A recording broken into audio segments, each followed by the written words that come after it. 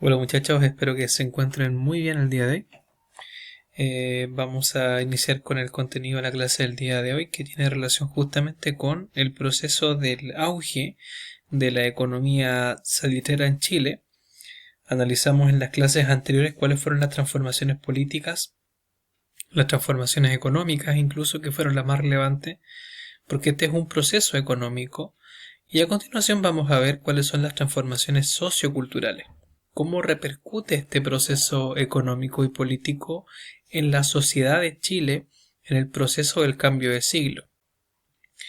Como introducción y a la vez también para conectar con la clase anterior, Chile estaba en el proceso de cambio de siglo y justamente el siglo salitrero comienza a desarrollarse en Chile en la década de los 80 del siglo XIX y de ahí en adelante progresa justamente hasta el cambio de siglo, entrado ya el siglo XX. Y vamos a ver cómo Chile se comenzó a transformar en el transcurso del siglo XX. Veamos a continuación cuál es la conformación social, por ejemplo, de Chile. Esta conformación social se desarrolla fuertemente a fines del siglo XIX y también a comienzos del siglo XX y está fuertemente influenciada por el desarrollo económico con el ciclo salitrero. En este caso, los sectores sociales van a estar muy vinculados a lo que pasa en el norte del país, sobre todo con la explotación y la producción del nitrato, porque no solamente hablamos de la venta del producto, sino que también ya comenzamos a hablar también de las acciones económicas, la especulación, las inversiones y todo lo que tiene que ver con este proceso económico. En Chile hay dos clases o sectores sociales fuertemente marcados. El primero de ellos es la oligarquía. La oligarquía son básicamente las familias tradicionales, ¿cierto?, que pertenecen a la política y que a la vez también están involucrados con las acciones de las ventas del salitre. O sea, son personas que se desenvuelven en el medio y a la vez también esta oligarquía es una oligarquía que imita mucho el comportamiento europeo, sobre todo el francés y el británico. Podríamos decir que la sociedad chilena es un poco afrancesada porque muchas personas que pertenecen a la oligarquía tuvieron la oportunidad de viajar a Europa y obviamente cuando retornan a Chile, este grupo de personas retornan con todas las ideas culturales transmitidas desde Francia, por ejemplo. Y ahí vinculamos con un proceso cultural que se llama la Belle Époque, que tiene que ver justamente con la integración cultural europea en Chile. Y por eso es que la oligarquía tiende a tener una vestimenta que es muy europea, el sombrero de copa, las tenías, los abrigos, los trajes, son muy propios de las naciones europeas. Y tenemos el caso de los sectores populares, que son personas que no cuentan con las mismas condiciones económicas que la oligarquía, sí están involucrados con el proceso salitrero, pero principalmente con lo que es el trabajo. Ya no son personas que tienen que ver con el mundo de la empresa ni con el mundo de la economía, sino más bien tienen que ver con lo que es el trabajo directo. Los sectores populares están compuestos por los campesinos, porque todavía hay campesinos que trabajan la tierra, y tenemos también los obreros industriales, que son los que están fuertemente involucrados con la extracción del salitre y que trabajan en alrededor de estas oficinas salitreras. Y también en el campo, en el caso de los campesinos. Podemos ver que hay una marcada diferencia social entre los sectores populares, como también así la oligarquía. Por ejemplo, acá tenemos el caso de este grupo de personas que son obreros del salitre. Pueden ver justamente las condiciones en las cuales se desenvuelven, condiciones completamente inhumanas, condiciones completamente complejas, ¿cierto?, de todo punto de vista. Y estas personas se desenvuelven principalmente en torno a los conventillos. Y los conventillos son básicamente hacinamientos donde existen y coexisten muchas familias alrededor de un de un pasadizo, ¿cierto? Un pasillo, una pequeña vecindad muy pequeña, ¿cierto? Y se da todo tipo de situaciones acá, que más adelante vamos a ver. Por otra parte, la oligarquía, como pueden ver, la vestimenta, si yo no les dijera que esta imagen que está acá es de Chile, probablemente ustedes hubiesen pensado que pertenece a Europa por la forma en la que están vestidas estas personas. Pero como les decía yo, estas personas, la oligarquía, es una cultura muy imitativa, es una cultura que se nutre mucho de los elementos que surgen en Francia y en Inglaterra principalmente. Y tanto el lugar donde se desenvuelven los principales centros de reunión, como el Palacio Cousiño, ustedes pueden ver acá la misma edificación, la arquitectura misma del palacio también es muy europea. Eh, hasta esta época no existían construcciones tan acabadas que tuvieran tanta influencia europea, sino esto va a ser a fines del siglo XIX y a principios del siglo XX, justamente por la influencia del ciclo económico salitrero. En el marco de esta gran diferencia que se da entre los sectores populares, los obreros y los oligarcas, estas familias pudientes, se van a dar una serie de situaciones bien complejas y una de ellas es la cuestión social. La cuestión social es una gran problemática que se da en torno al proceso industrial en Chile. Ahora, la cuestión social no es algo exclusivo de Chile, sino que viene desde Europa, incluso con la revolución industrial. ¿Y por qué se da la cuestión social? La cuestión social se da justamente por el hecho de que los trabajadores que se desenvuelven en las faenas salitreras no cuentan con medidas de seguridad, no cuentan con legislación social, no cuentan con derechos, con contratos, por ejemplo, y trabajan bajo condiciones que tienen que ver más como el apatronamiento y trabajo de tipo informal. Es muy común ver a niños trabajando también. La mayoría de los casos no se les paga con dinero real, sino que se les paga con fichas que son canjeadas por alimentos o productos de primera necesidad que son adquiridos en las mismas oficinas donde trabajan. Entonces se da un círculo vicioso bastante complejo.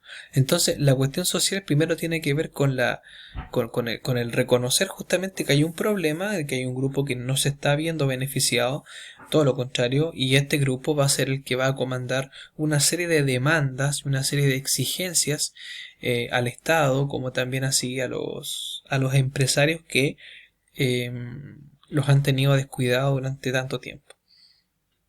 Ahora, como les he explicado a ustedes, ¿por qué se da esto? Porque el Estado está bajo un sistema liberal, un sistema capitalista, propiamente puro, digámoslo así, no como hoy día. El Estado no interviene en estas cosas, el Estado no se mete, ¿verdad? Básicamente. De hecho, para no ir más lejos, no existe ninguna ley laboral, no existen códigos laborales, no existe. Hoy día hay códigos laborales, hoy día si tú quieres trabajar hay un contrato de por medio que es revisado, hay normativas incluso donde un trabajador no puede hacer ciertas cosas, un empleador tampoco puede hacerlas. Entonces, en base a esto, hoy día hay una norma legal que prohíbe y restringe a los dueños, por ejemplo, de alguna empresa a poder hacer o ejercer prácticas que antiguamente sí se hacían. ¿Pero por qué se hacían antes? Porque no existía esta normativa. No había leyes laborales ni tampoco leyes sociales. Ya no había protección del trabajador. El trabajador se accidentaba antiguamente, no podía exigir una indemnización, no podía pedir licencia, simplemente se le despedía y se le cambiaba por otro trabajador y lamentablemente el trabajador accidentado quedaba completamente anulado. ¿Ya? Un gran problema. El Estado no interviene, por esa razón se dan este tipo de abusos. Los feriados también, por ejemplo, días de descanso, las jornadas laborales, cuáles van a ser los salarios, ¿cierto? Y un montón de problemáticas. Ahora, como les decía a ustedes, la cuestión social no es algo propiamente de acá de Chile, sino que esto viene desde el exterior, viene desde Europa, este problema de la cuestión social. Y también se da justamente por dos sectores sociales altamente distintos, tal como pasa en Chile con con los sectores populares y la oligarquía. En el caso de Europa se da principalmente entre el burgués y el proletariado. El burgués, ¿qué diferencias tiene el burgués con el oligarca, por ejemplo? El burgués no necesariamente participa en la política del país. El burgués tiene que ver con el desarrollo económico del país, es el dueño de la empresa y el que tiene asociado todas las acciones económicas. El burgués es el empresario. En el caso de Chile, el oligarca no necesariamente es un empresario. El oligarca pertenece a una familia pudiente, una familia tradicional que participa en política y que tiene que ver con la economía. Pero en el caso de Europa no es así. En el caso de Europa, el burgués se dedica exclusivamente a la función económica. Y por otra parte, a los sectores populares en Europa se le denomina como el proletariado, que viene del concepto prole, que es hijos. Básicamente el proletariado no tiene ningún beneficio económico, no tiene dinero, no es dueño de nada, sino del trabajo de los mismos hijos. En pocas palabras, si tú eres un proletario y trabajas toda tu vida en una faena, en una maquinaria, por ejemplo, lo más probable es que tu hijo también lo haga desde muy temprana edad. Es algo bastante complejo, pero ocurre. Y en Europa comienzan las principales demandas y exigencias de parte del proletariado hacia el burgués, y esto obviamente se da a partir de lo que es la cuestión social. O sea, en pocas palabras, la cuestión social no es algo exclusivo de Chile, sino que también viene de Europa por la diferencia entre el proletariado y el burgués. Y en Chile se va a dar por la diferencia entre los sectores populares y el oligarca. Avancemos. Bueno, acá tienen una fuente para poder entender de primera mano, ¿cierto?, cómo era la vida en aquella época. Básicamente, la realidad de Chile con la realidad de Europa se parece bastante en cuanto a las condiciones de vida que sufrían los trabajadores industriales. No va a distinguir si son niños, mujer, hombre, ni tampoco la edad. Así que, bueno, pueden poner pausa y leer bien esta fuente que se titula La pasarela de la miseria, que es de Tucker Turner, que es un médico, ¿cierto?, que recopiló un informe en Inglaterra el año 1831, para que le echen un vistazo. Bueno, avancemos. El conventillo, yo recién le expliqué cómo eran los conventillos, ¿cierto? Era un pasillo que estaba rodeado por un montón de habitaciones muy pequeñas entre sí. En cada habitación podía haber una familia completa. Estamos hablando de un padre, una madre y muchos hijos, incluso familias extendidas que vivían ahí. Se daban problemas de hacinamiento muy, muy graves, ¿cierto? Mucha gente en un lugar muy reducido. Se proliferaba muchas enfermedades, no había un control sanitario como hoy día hay, no habían vacunas, por ejemplo, entonces una persona podía enfermar de cualquier cosa y automáticamente las familias se contagiaban. Problemas sanitarios, no había acceso al agua potable, había que sacar de un lugar común agua potable. Alcoholismo, el alcoholismo se daba mucho en el marco de los conventillos, incluso el alcoholismo infantil. Esto se da porque, bueno, el dinero escasea y lamentablemente los sectores populares no pueden tener el control de lo que de una comida, por ejemplo, y bueno, el alcohol tiene esa propiedad de que te llena y lamentablemente muchos niños, para poder darles de comer, porque no tienen para poder darles de comer, bueno, le dan alcohol y el alcohol los duerme y aparte los deja satisfechos. Es una situación bastante compleja lo que le estoy contando, pero es real. Lamentablemente fue real. Y es así como se dan estos conventillos. ¿Qué pasa? ¿Qué es lo que opinan los sectores de la cuestión social? Tenemos la postura de la Iglesia, la postura laica y la postura socialista. Cada uno de ellos plantea que la cuestión social se da bajo diferentes puntos de vista. La Iglesia Católica apela al amor al prójimo. Por el lado de la postura liberal laica, responsabiliza al Estado, que el Estado es el que no interviene. Y por el lado socialista, bueno, le echa la culpa al empresario, incluso al sistema capitalista. Bueno, chicos, esperando que les haya servido la clase del día de hoy, me despido, que tengan un excelente día.